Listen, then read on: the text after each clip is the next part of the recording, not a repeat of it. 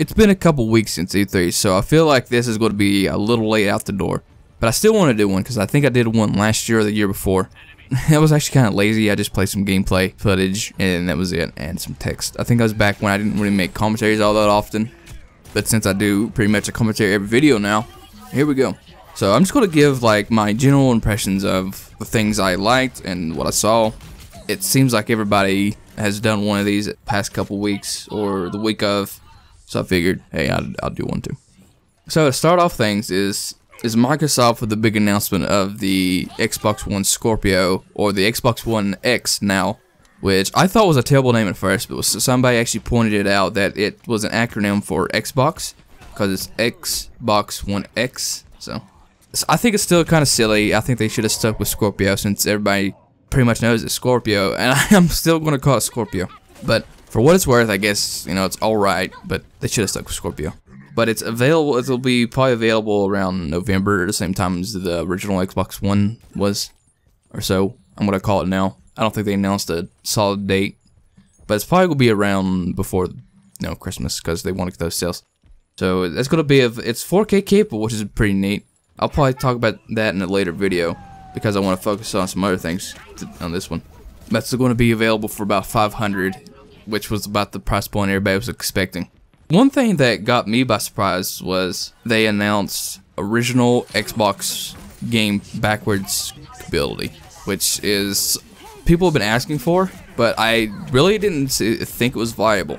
And they said the way it's going to work is it's going to work exactly like the 360's backwards compatibility is. As in, if you have the disc, you can pop it in your system and it'll play. If you have a digital copy, you can download it and, you know, you can play it that way too. Which is cool because I actually have a lot of my original Xbox game discs. I just haven't been able to play them because I don't have an original Xbox anymore. So it's actually cool that I can keep those. Depending on how they add those, because I think there's a lot of licensing issues for those old games, but we'll see. Now, to get to the big thing everybody is looking for is the games. Everybody watches E3 for what games are announced and what's not announced and what they're whole hyped for and stuff. Honestly, the game I'm most excited for is the new Ori sequel, Ori and the Will of Wisps, which, if you guys don't know or haven't played Ori and the Blind Forest, you need to go out and play it now, because I think it's one of the best platformers of this generation so far, and it's definitely one of the better games of this generation.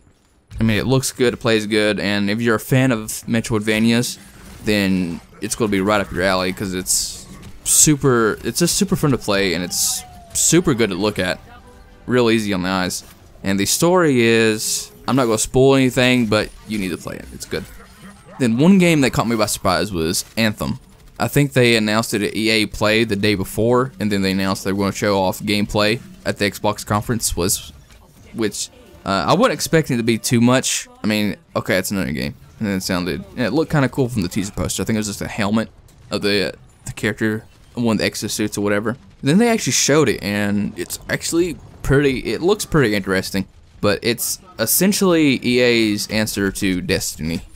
I think everybody's already said it, or comparing it to Destiny. I mean, other than the fact that it's a third-person shooter, I think it almost looks exactly like Destiny and what Destiny 2 is also going to try to be doing.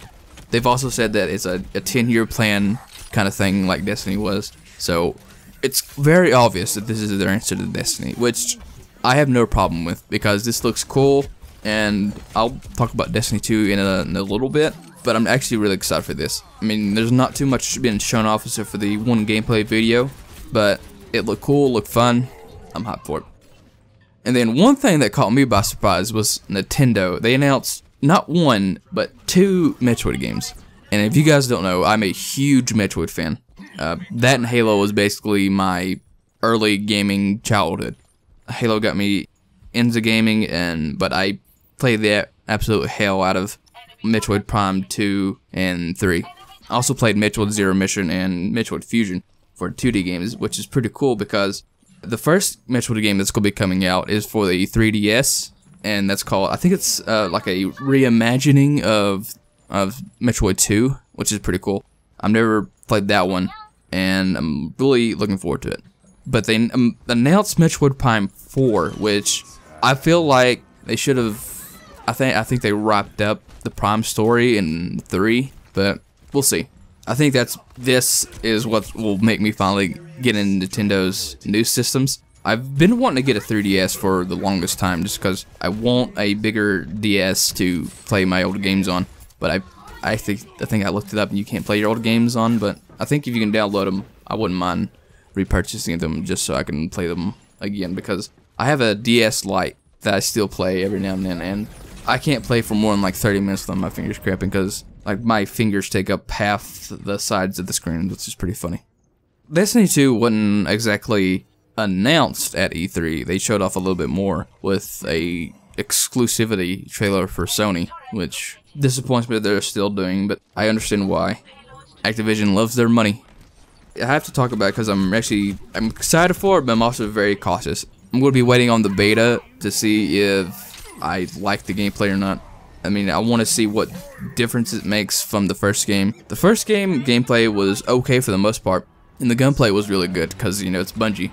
They at least know how to do that right, which they don't know. Apparently, they don't know how to do much else right.